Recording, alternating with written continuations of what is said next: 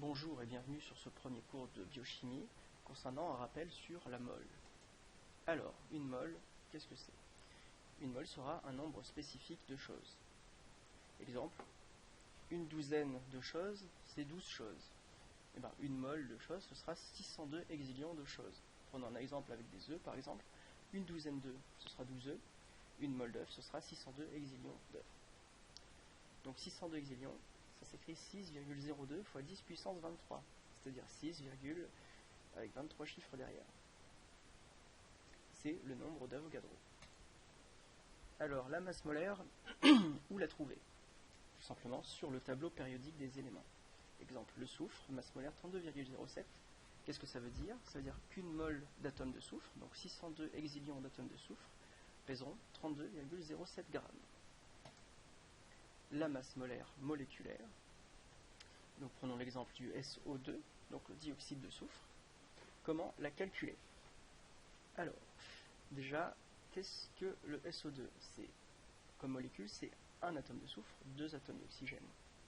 Donc nous aurons besoin pour calculer la masse molaire moléculaire de la masse molaire du soufre et de l'oxygène. Masse molaire du soufre 32,07, masse molaire de l'oxygène 16. Donc pour trouver la masse moléculaire du SO2, maintenant, c'est très simple, on va ajouter les masses molaires de chaque atome. Donc on a un atome de soufre et 2 atomes d'oxygène, ce qui me fait 1 fois 32,07 pour le soufre, plus 2 fois 16,0 pour les 2 atomes d'oxygène. On trouve donc 64,07 grammes par mol. Donc une mole de molécule de SO2 pèsera 64,07 grammes. Masse moléculaire toujours des molécules un peu plus complexes, comme celle-ci, donc le CaNO3,2. Le CaNO3,2, le nitrate de calcium. Comment ça se compose?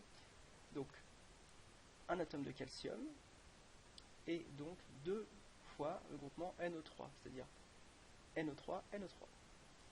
Donc, comptons le nombre d'atomes pour calculer la masse molaire moléculaire de cette molécule.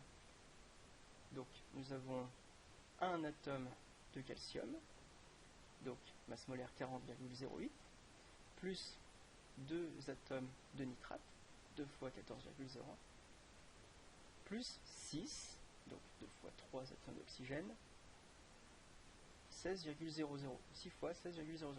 Et donc nous avons pour le nitrate de calcium une masse molaire moléculaire de 164,10 grammes par mol. Voilà. Espérons que c'est été assez clair. Nous nous retrouvons bientôt sur un deuxième cours concernant la biochimie. Au revoir.